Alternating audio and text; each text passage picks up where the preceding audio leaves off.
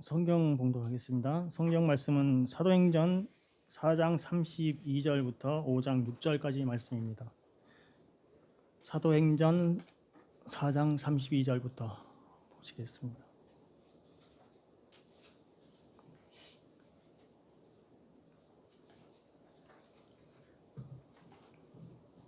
말씀 봉독하겠습니다.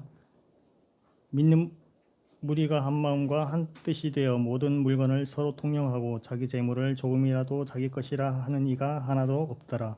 사도들이 큰 권능으로 주 예수의 부활을 증언하니 무리가 큰 은혜를 받아 그 중에 가난한 사람이 없으니 이는 밭과 집 있는 자는 팔아 그 판 것의 값을 가져다가 사도들의 발 앞에 두매 그들이 각 사람의 필요를 따라 나누어 줌이라.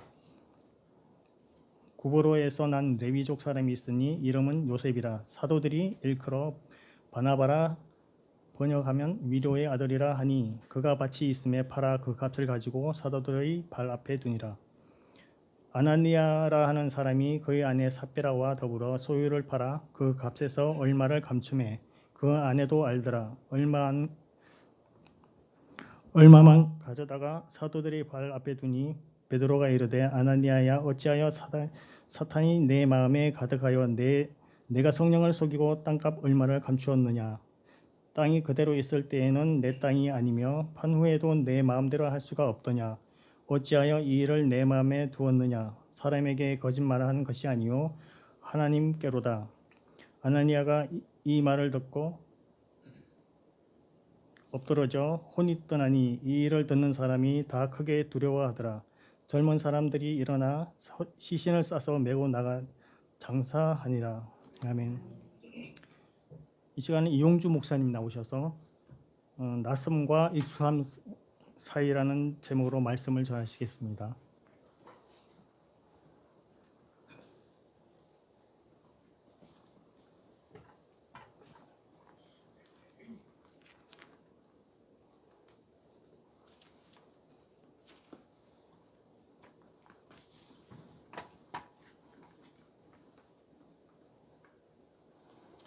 예, 안녕하세요.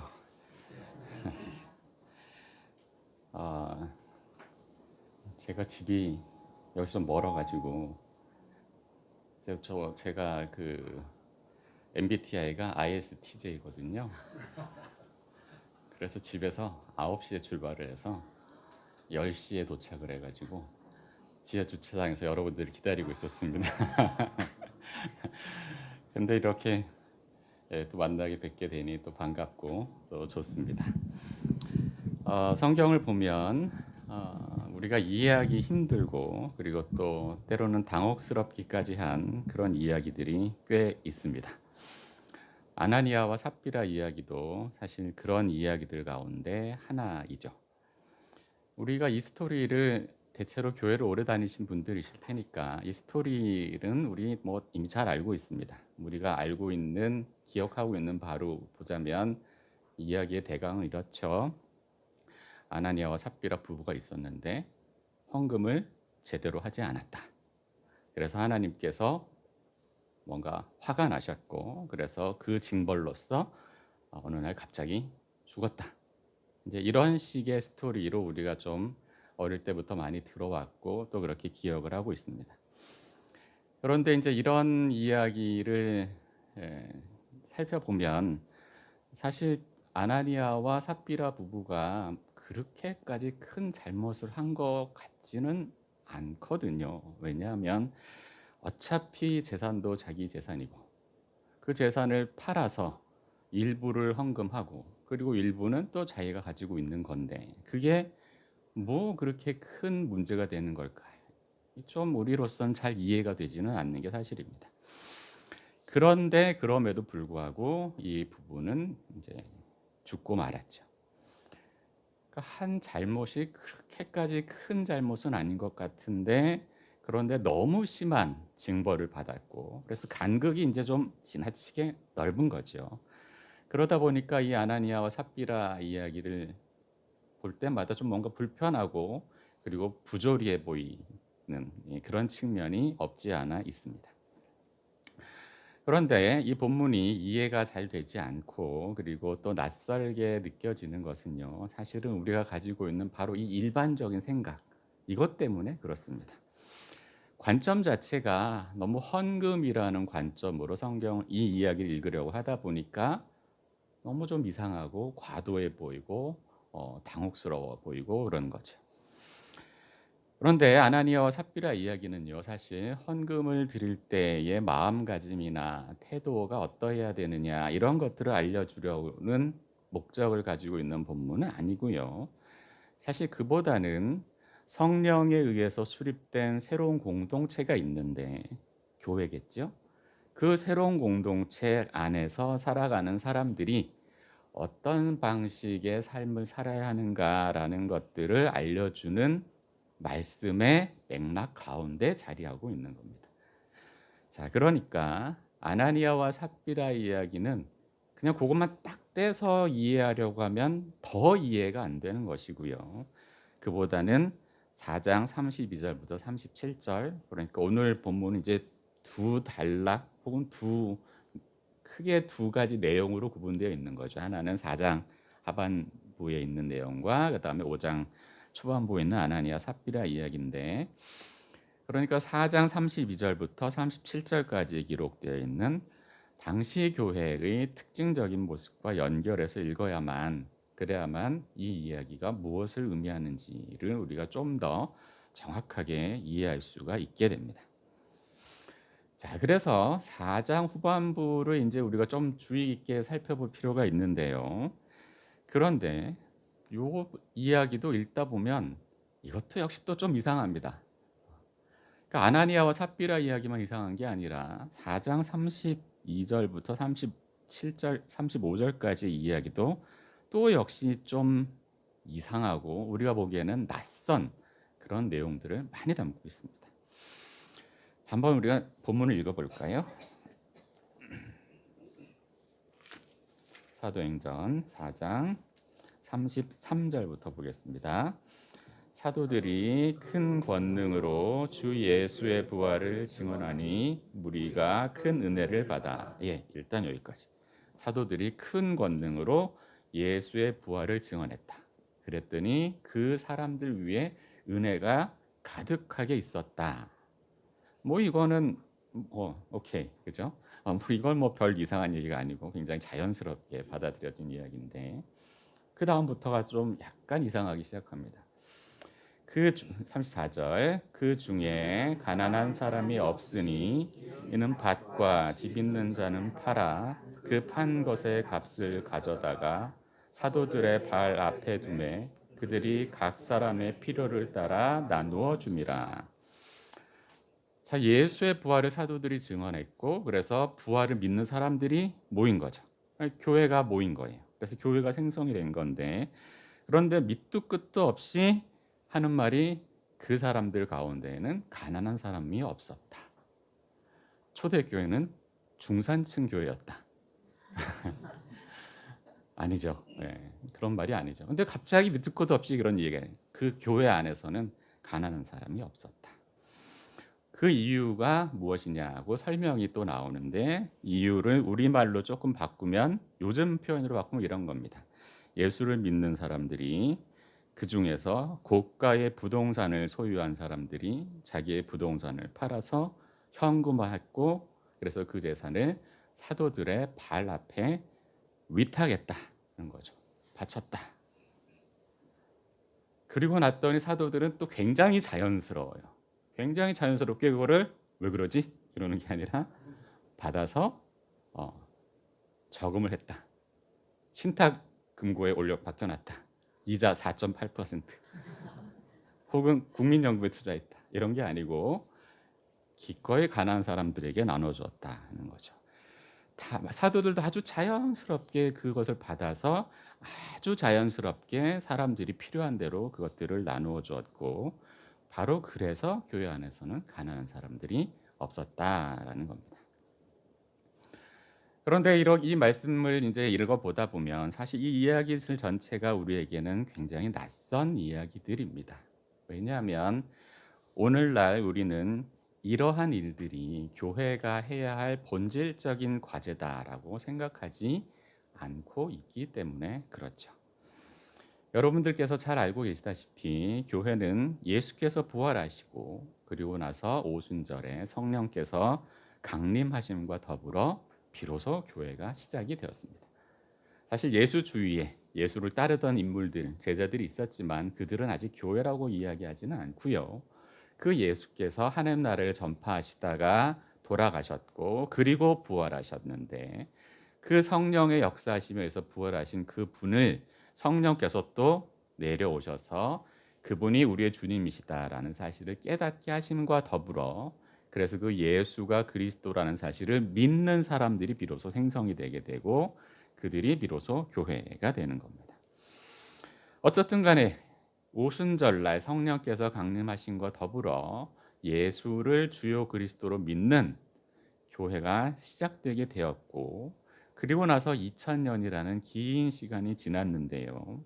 그런데 긴 시간이 지난 지금 우리는 교회가 해야 할 가장 중요한 과제는 무엇이다라고 생각하냐면 굉장히 자연스럽게 예배라고 생각을 합니다. 그래서 교회를 가리켜서 예배 공동체라고 이야기도 하죠. 그래서 교회가 해야 하는 일이 뭐냐라고 생각하면 늘 쉽게 떠올리는 게 기도하는 거, 예배하는 거, 찬송하고 설교하고 하는 이런 일들. 그러니까 굉장히 종교적인 일들이 이루어지는 곳이 교회라고 우리는 굉장히 자연스럽게 그렇게 생각하고 있습니다. 그리고 마찬가지로 그 교회에 다니는 그리스도인들은 또 어떤 일을 해야 하느냐라고 생각하면 또 역시 종교적인 행위들, 그것들이 뭔가 자주자주 습관적으로 반복되는 것, 이것이 그리스도인의 삶이다라고 생각하는 것도 굉장히 자연스럽습니다. 그러다 보니까 거기에 반해서 가난한 사람들을 돕는 사랑의 친교라거나 혹은 이 세상을 우리가 어떻게 섬겨야 할까라는 것, 그리고 교회가 그리스도인들이 이 사회 가운데서 어떤 책임을 지고 어떤 실천을 해야 할까 하는 이런 것들은 해도 그만 안 해도 그만, 별로 그렇게 중요한 일은 아니고 하면 좋고 안 해도 그만인 그런 것들로서 생각하는데 우리가 굉장히 익숙해져 있는 거죠. 그러다 보니까 오늘의 본문이 우리에게는 사실 굉장히 낯설게 느껴집니다. 하지만 그런 우리의 태도와는 달리 오늘의 말씀을 읽어보면요. 초대교회에서는 사람들이 자기가 가진 것을 팔아서 다른 사람들을 위해서 사용하는 일, 그러니까 구체적으로 경제적으로 사회적으로 사람들을 섬기는 행위를 아주 당연한 것으로 받아들이고 있었다는 사실을 우리가 정말 너무 쉽게 알 수가 있습니다. 그리고 이러한 이해는 교회가 처음 생겨났을 때 교회의 상황에 대해서 보고하는 사도행전의 또 다른 본문에서도 아주 명료하게 드러나고 있어요. 그 사례가 사도행전 2장인데요. 2장 43절부터 47절까지입니다. 사도행전 2장 43절부터 47절까지 한번 읽겠습니다. 사람마다 두려워하는데 사도들로 말미암아 기사와 표적이 많이 나타나니 믿는 사람이 다 함께 있어 모든 물건을 서로 통용하고 또 재산과 소유를 팔아 각 사람의 필요를 따라 나눠주며 날마다 마음을 같이하여 성전에 모이기를 힘쓰고 집에서 떡을 떼며 기쁨과 순전한 마음으로 음식을 먹고 하나님을 찬미하며 온 백성에게 칭송을 받으니 주께서 구원받는 사람을 날마다 더하게 하시니라. 성령 강림과 더불어서 교회가 세워졌습니다. 그리고 교회가 무엇인지에 대해서, 교회가 어떤 삶을 사는지에 대해서 베드로가 예수 그리스도를 중심으로 설교를 했는데 그 설교를 듣고 회개해서 부활의 복음을 믿고 교회에 들어온 사람들의 수가 3,000명씩이나 되었다. 이런 이야기들이 이제 이 앞에 있죠. 그리고 그렇게 세워진 교회의 특징이 무엇인지를 오늘의 본문에 또 이야기하고 있는데 또 굉장히 자연스러워요. 별 설명이 없어요. 왜 그러냐면 이런 설명이 없고 그냥 아주 자연스럽게 이야기를 하고 있는데 47절을 다시 한번 읽어드릴게요. 믿는 사람이 다 함께 있어 모든 물건을 서로 통용하고 또 재산과 소유를 팔아, 이게 굉장히 중요하죠. 각 사람의 필요를 따라 나눠줬다. 그랬더니 어떻게 됐느냐? 그 공동체가 온 백성에게 칭송을 받았다. 모여서 찬양을 열심히 했기 때문은 아니고, 사실 이런 방식으로 서로가, 이게 그리스도교의 진정한 코이노니아 교제인 거예요. 내 것을 내 것이라고 우기지 않고 계속 소유하려고 하지 않고 필요한 사람들에게 나눠줘서 그들이 살아갈 수 있도록 돌보는 것, 이것이 교회의 굉장히 자연스러운 행위였고, 이것을 가리켜 교회 안에 있는 성도 간의 코이노니아라고 이야기를 하는 겁니다. 여기서 통용했다는 말이 바로 그 코이노니아인 거예요. 오늘날 교회에서는 성도 간의 교제를 이제 서로 미워하지 않고 친하게 지내는 정도로 생각하죠. 그런데 왜, 혹은 도대체 어떻게 해서 초대교회에서는 이런 일들이 일어날 수 있었을까? 어떻게 이렇게 자연스럽게 이런 일들이 일어날 수 있었을까? 제가 비밀을 알려드리자면, 근데 대체로 이렇게 비밀을 알려드린다고 얘기하는 사람들은 다 좀 뻥을 치는 건데요. 사실 대답은 아주 간단합니다. 성령을 받아서 그렇게 됐다. 성령을 받고 나니까 그렇게 되었다. 사도행전 4장 31절인데요. 한번 볼까요? 오늘 본문은 아니지만 바로 앞에 있는 이야기죠. 4장 31절. 빌기를 다하매 모인 곳이 진동하더니 무리가 다 성령이 충만하여 담대히 하나님의 말씀을 전하니라. 자, 성령을 받고 나면 어떤 일이 일어나느냐 하면, 가장 기본적으로 발생하는 일이요, 이제 예수 그리스도께서 죽은 자들 가운데서 다시 부활하셨다는 사실이 믿어지는 거예요. 그 전까지는 잘 안 믿어지는데, 그 예수를 바로 따르고 했던 그 제자들이라도 잘 못 믿어요. 반신반의하게 되는데, 성령을 받게 되면 우선적으로 이 예수 그리스도의 부활이 믿어지게 되는 겁니다. 그래서 이 예수께서 부활하셨다는 그 하나님의 말씀을 이제 기꺼이 전할 수 있게 되는 그런 역사가 이제 그리스도인들에게 발생하게 되는 거죠. 여러분, 성령 받기를 원하시나요? 그런데 성령을 받으면 부작용이 하나가 있습니다. 어떤 부작용이 있느냐 하면, 자기의 부동산과 동산이 하나도 안 중요해지게 됩니다. 막 팔아서 사도들에게 맡기고 싶어지고, 그것을 사람들에게 나눠줘서 가난한 사람이 하나도 없는 그런 공동체를 만들게 됩니다. 그래서 자기가 소유하고 있다는 그 기쁨보다 다른 사람이 나와 함께 더불어 살아가고 있다는 그 기쁨에 사로잡혀 살아가게 됩니다. 성령을 받으면 그런 일들이 일어나게 되는 거죠. 여러분, 성령의 은사가 여러분들 가운데 함께 하시기를 주의 이름으로 축원합니다. 아멘이 있네요. 도대체 어떤 일이 일어난다? 어떻게 해서 이런 일이 일어나는 걸까요? 성령이 도대체 어떤 분이시길래 그런 걸까요? 신약 성경에서 성령이란, 아까도 잠깐 말씀드렸지만, 예수 그리스도를 살리신 바로 그 하나님의 영이 성령이십니다. 원래 예수 당시의 유대인들은요, 하나님께서 직접 다스리시는 하나님 나라가 속히 임하리라고 믿고 있었습니다. 그런데 그 하나님 나라가 임하실 때 어떤 일이 발생할 것이냐면, 바로 성령이 사람들에게 내려온다고 성경에 기록된 것을 믿고 기다리고 있었던 거죠. 성령이 모든 사람 위에 임하게 될 것인데, 그때 성령 임하시면 어떤 일이 발생하느냐 하면, 바로 죽었던 사람이 부활한다는 거예요. 죽은 사람이 다시 살아나게 되고, 그 사실은 무엇을 뜻하는가 하면, 이 세상을 사로잡고 있는 죄와 죽음의 시대가 성령께서 내려오시고 죽은 사람들이 부활하게 될 때 비로소 마침내 이 세상이 끝나게 되고, 그리고 성령의 역사하심에 의한 새로운 생명의 시대가 시작된다 하나님의 나라가 시작된다라고 구약 성경에 약속되어 있는 바를 따라서 유대인들은 믿고 있었습니다.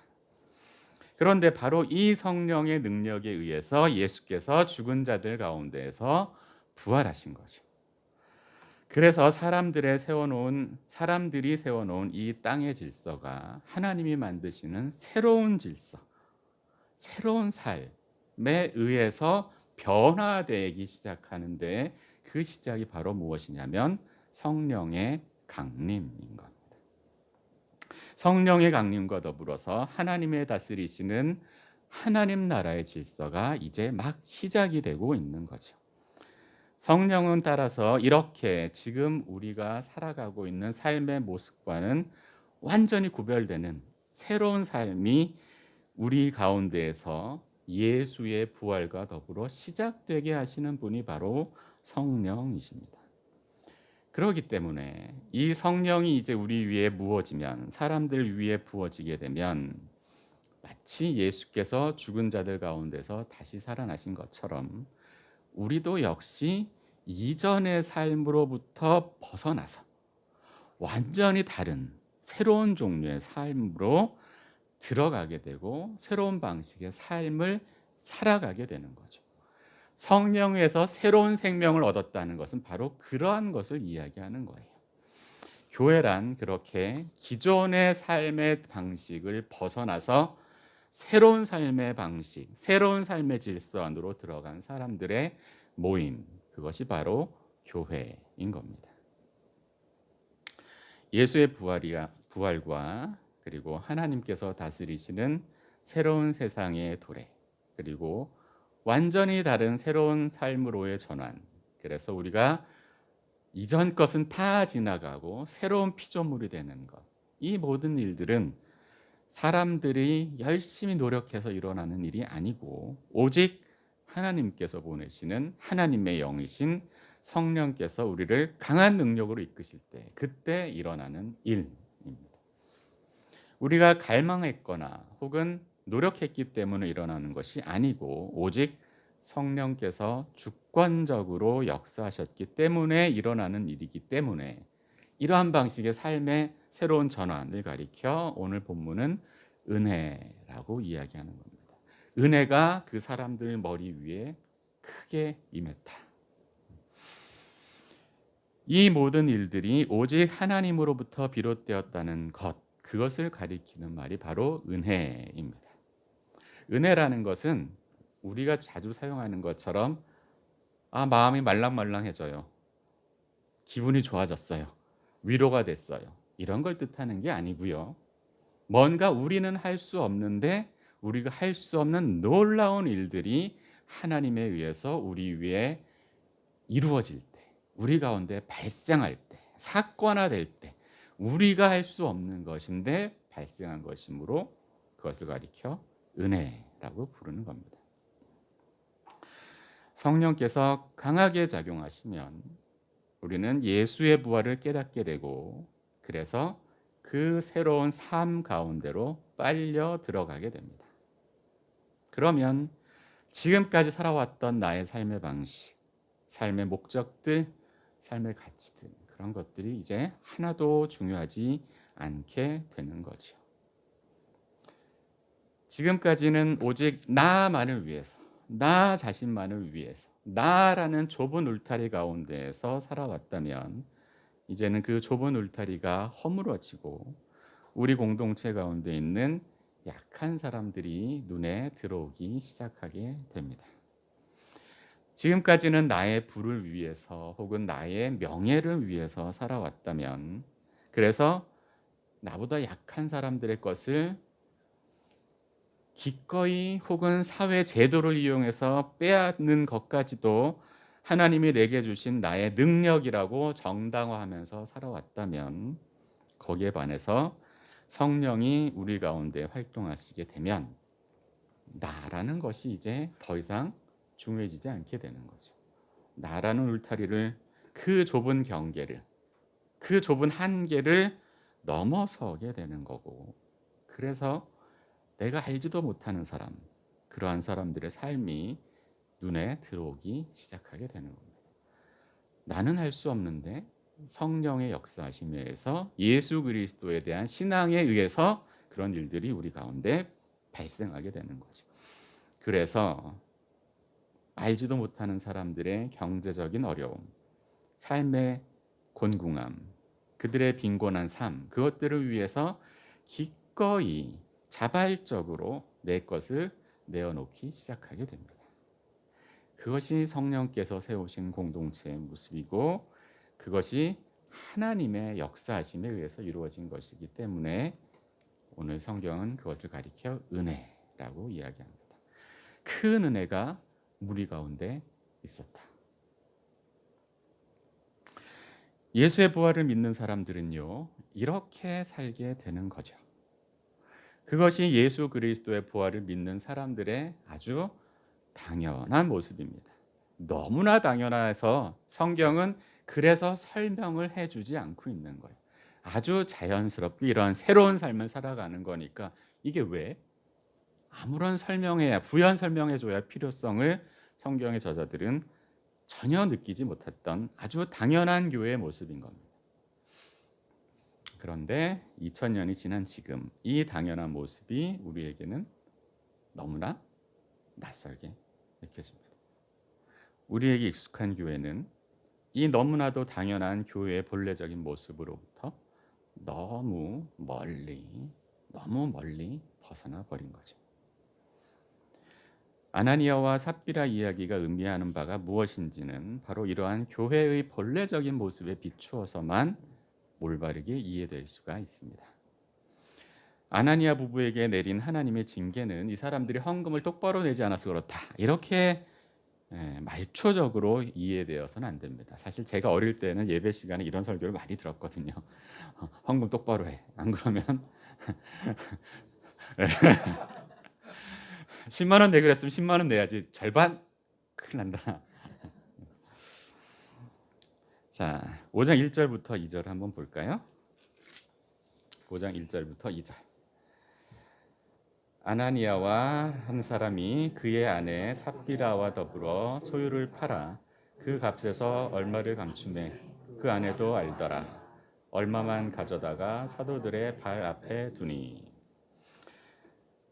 이 본문을 보면 우리가 뭘 알 수 있냐면요, 아나니아와 삽비라가 자기들의 소유를 팔았는데 두 사람이 서로 짰어요. 공모한 거죠. 두 사람이 공모해서 어떤 공모를 했냐면 일부만 내자라고 둘이 짠 겁니다.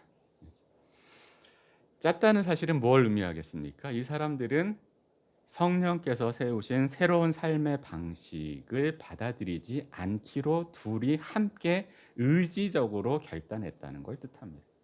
우리 하지 말자. 하더라도 신용만 내자. 성령께서 세우신 삶의 방식, 그들에게 주어진 은혜를 이 사람들이 받아들이고 거기에 기꺼이 따라 살려고 하지 않고 매우 적극적으로 그 방식을 거부했던 거죠. 그것을 자기들의 부동산을 팔고 재산을 남겨놓기로 결단함으로써 그렇게 그 사실이, 그들의 내적 결단이 그렇게 드러나게 된 겁니다. 그럼 이들은 왜 굳이 안 팔았으면 됐잖아요. 안 나눠줬어도 아무 말도 하지 않았어요. 그럼 왜 굳이 또 팔았을까? 이게 문제예요. 왜 굳이 팔았느냐 하면 사실 앞부분에 보면 바나바에 대한 이야기가 나오죠. 바나바는 어떤 사람이냐면 역시 밭이 있어서 그 값을 팔아서 사도들에게 주었는데 너무나 그것이 큰 공동체의 위로가 되었기 때문에 바나바를 가리켜 교회 공동체가 위로의 아들이다, 이렇게 불렀다는 겁니다. 큰 위로를 받은 거예요. 그 바나바를 통해서 교회 공동체가 큰 위로를 받았는데 이 맥락에서 보면 아나니아와 삽비라는 그게 부러웠던 거죠. 야, 사람들이 다 존경하더라. 우리도 한번 해보자. 잘난 척 해보자. 신용 한번 해보자. 그래서 존경을 받아보고 이 공동체에서 뭔가 새로운 헤게모니를 우리가 한번 누려보자. 이 사람들은요, 옛 삶의 특징인 자기중심성, 경쟁, 이기심 이런 것들을 새로운 공동체 안으로 그대로 끌고 들어왔고, 그리고 그것을 고스란히 유지하려고 했던 사람들입니다. 아나니아와 삽비라가 징벌을 받게 된 것은 이 사람들이 이러한 방식으로 아주 적극적으로 성령의 역사를 거부했기 때문에 그렇습니다. 매우 적극적으로 하나님의 은혜를 거부하고 교회 공동체 안에 발생한 새로운 삶에 매우 적극적으로 공모해서 저항하였기 때문에 그렇습니다. 이 사람들은 새로운 삶을 살기를 원하지 않던 사람들인 거예요. 그래서 자기들에게 익숙해 있던, 그들에게 친숙해 있던 과거의 삶의 방식을 그대로 교회 안에서도 고수하려고 했고, 그래서 낯설지만 새로운 성령의 역사에 저항하기로 이들은 결단하고 공모하고 그것을 실행에 옮긴 사람들입니다. 그래서 베드로는 이들을 향해서 너희가 헌금을 똑바로 안 하는구나라고 얘기하지 않고 너희가 성령을 속이고 있다라고 베드로는 비판합니다. 이 사람들은 낯설지만 새로운 삶에 대해서 은밀하게 하지만 조직적으로 저항하는 사람들이었고, 그래서 사실 살아는 있지만 실제로는 이미 죽은 것과 마찬가지의 사람들이었습니다. 죄와 죽음이 사로잡고 있는 그 옛 삶을 그대로 고스란히 따라 살고 있는 사람들이었기 때문에 사실은 죽은 사람들이었다는 사실이 이들의 죽음을 통해서 다만 폭로되었을 뿐인 거죠. 아나니아와 삽비라는 과연 누구일까요? 사실 이 사람들은 우리에게 익숙한 우리 자신의 모습이기도 합니다.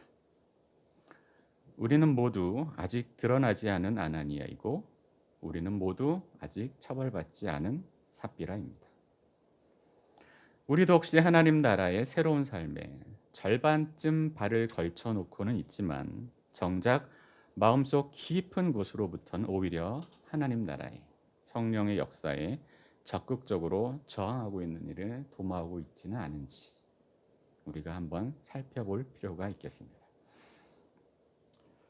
근데 이제 이런 얘기를 하면 대체로 사람들이 남의 얼굴을 떠올려요. 남의 얼굴을 떠올리면 안 되고 거울을 바라봐야 되는 거죠. 나눔과 섬김이 아니라 경쟁과 지배가 종교적으로 세련화된 형태로 우리 가운데 남아있지는 않은지 우리가 스스로에게 물어보아야 합니다. 뭔가 다른 사람들과는 달리, 다른 교회와는 달리 뭔가 더 세련되고 더 좋은, 더 새로운 올바른 신앙을 지향한다고 우리가 늘 스스로는 이야기하지만, 그럼에도 불구하고 여전히 친숙한 이기심이 우리 안에 은밀하고도 세련된 형태로 자리하고 있지는 않은지. 물론 우리 모두는 아주 나쁜 사람들은 아닙니다. 제가 처음 본 사이에 여러분들은 다 위선자예요 이러려고 하는 건 아닙니다. 우리 모두는 다 선한 동기를 우리 마음속에 가지고 있고요, 또 따뜻한 배려를 베풀 수 있는 그런 사람들이죠. 그럼에도 불구하고 우리 안에는 여전히 익숙했던 과거의 삶의 모습이 남아 있습니다. 그래서 낯설고도 새로운 삶을 성령 가운데서 살아가는 것을 방해하곤 합니다. 우리 모두는 다 익숙함과 낯섦의 경계에서 우물쭈물하며 살아가는 그런 연약한 사람들인 거죠. 그래서 우리는 더더욱 주님, 우리를 불쌍히 여겨주십시오라고 기도해야만 됩니다. 교회 공동체 안에서, 그리고 일상의 삶의 현장 가운데에서 새로운 삶을 살아갈 수 있는 용기가 성령의 역사하심에 의해서 저와 여러분들에게 가득 충만하게 부어지기를 소망합니다. 하나님의 은혜가 가득한 교회가 되시기를 응원하겠습니다. 기도하겠습니다. 주님, 연약한 자들을 위해서 자신을 버리신 예수 그리스도를 더 닮아갈 수 있도록 하여 주십시오. 그가 우리의 주요 그리스도가 되신다는 사실 우리에게 날마다 상기시켜 주시는 성령의 역사하심과 은혜 가운데 푹 빠져 살아가는 우리가 될 수 있도록 인도하여 주시옵소서. 낯설지만 새로운 주님께서 주시는 교회 공동체의 삶을 향해서 우리 모두 나 자신을 버리고 뚜벅뚜벅 살아나가는 우리 한 사람 한 사람 될 수 있도록 주님 우리들에게 성령으로 함께하여 주시옵소서. 예수님 이름 의지하여 기도합니다. 아멘.